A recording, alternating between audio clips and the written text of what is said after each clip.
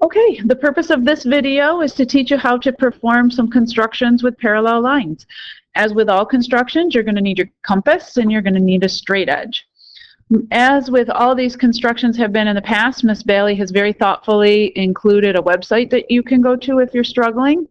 The steps for performing the construction have been inserted right here into your notes. And if you're having difficulty, please go find on my website a link that'll take you to exactly how to do this construction step by step.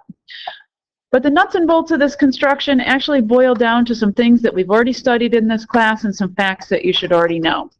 Just to get our brains wrapped around exactly what it is that we're being asked to do, we're given this line, we're given some point, and they want us to construct through that point a line that's parallel to the line that I sketched there using my black pen. So in other words, they want us to sketch that or construct that red line that passes through the point parallel to the given line. I'm going to do this by starting out and using my straight edge to create a transversal. Once I've got that transversal created on my paper, I'm going to use this angle that's formed between my green and my black pen to construct up at this black point a congruent angle. I'm going to call them angles 1 and 2 just for reference. And if angles 1 and 2 are congruent, then what I've got is a pair of corresponding angles that are congruent to each other, and that in turn will force our lines to be parallel. So that's kind of the justification or the rationale behind why this construction works. So I'm going to get my straight edge, and the first thing I'm going to do is I'm going to use that straight edge to construct or to draw in any convenient transversal. So there's my transversal. The next thing I'm going to do is I'm going to consider the angle that's down here and whose vertex is at that red point. And I'm going to go ahead and I'm going to use my compass to go ahead and copy the angle that's at that point. So I'm going to draw a nice arc that intersects both sides of my angle. I'm going to slide my compass down the transversal until I get to point R. And using that same compass setting, I'm going to draw a second arc. Now remember that your next step in performing this copy and angle construction is to use the compass to measure the distance between those two blue points. So I'm going to go ahead and grab my compass again.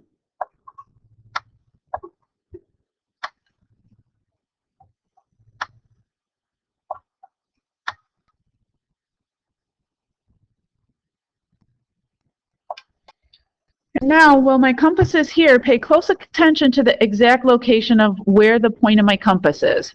The point of my compass is on that spot where the red arc intersects the transversal. Where it's not is at the vertex of that angle. So in order to copy this angle, I'm going to have to move beyond my new vertex, which is point R, and up to the point on the transversal where that arc intersects the side of my angle.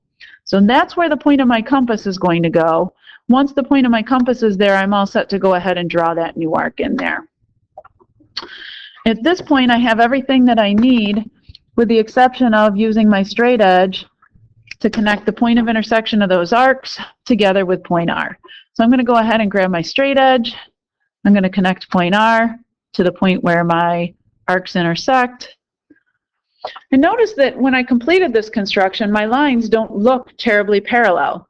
The only thing that we're going to be checking for as we grade your constructions is to make sure that the two red arcs are the same and that the distance between the two blue dots down in this angle at the bottom is the same as the distance between the two dots up at that angle at the top.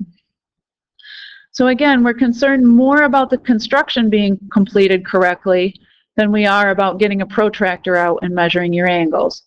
Remember too, as you do these constructions, to remember to leave all of your arc markings on your paper so that we can score your constructions. All right, so that's the basic gist about how this construction works. Let's go ahead and flip up to the top of the next page and we'll practice another one. So this is the same exact construction, and again, if I draw a little sketch of exactly what it is that I'm trying to accomplish, I want to do a line that's parallel to this line that they give me through that given point. So I want that red line to be parallel to the line that's drawn in black ink. I'm going to start by constructing a transversal. Once I've got that transversal, I'm going to construct a pair of angles in such a way that I've got congruent corresponding angles, and that will in turn force my lines to be parallel. So again, my first step is to use my straight edge to get that transversal on my paper. My next step is going to be to go ahead and copy that angle.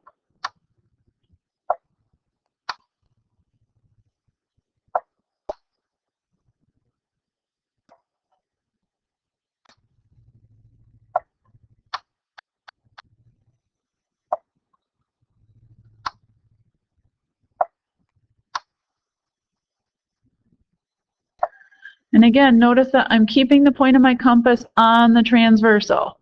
So it bypasses point R, which is the vertex, and it goes to the spot where the arc intersects the side of my new angle.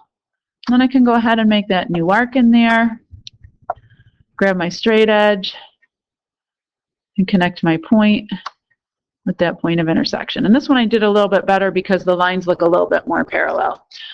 But again, the gist or the basic idea behind this construction is that we've created this pair of congruent corresponding angles, which then in turn forces these two lines to be parallel. One big hint that kids have found useful in the past that I can give you with respect to this transversal is that as you're performing the construction, you are always going to leave the point of your compass on the transversal.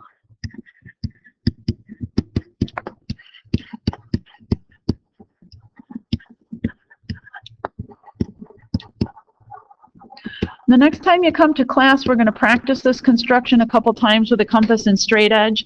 And then we're going to use some dynamic software on the TI Nspire to go ahead and actually perform this construction on the calculator, which I think is really cool. So that ought to give you something to look forward to the next time that you come to class. In the meantime, if you have questions, it's always a good idea to either jot them down in the margin or email me with them. And again, if you're having trouble, we'll practice this the next time you come to class.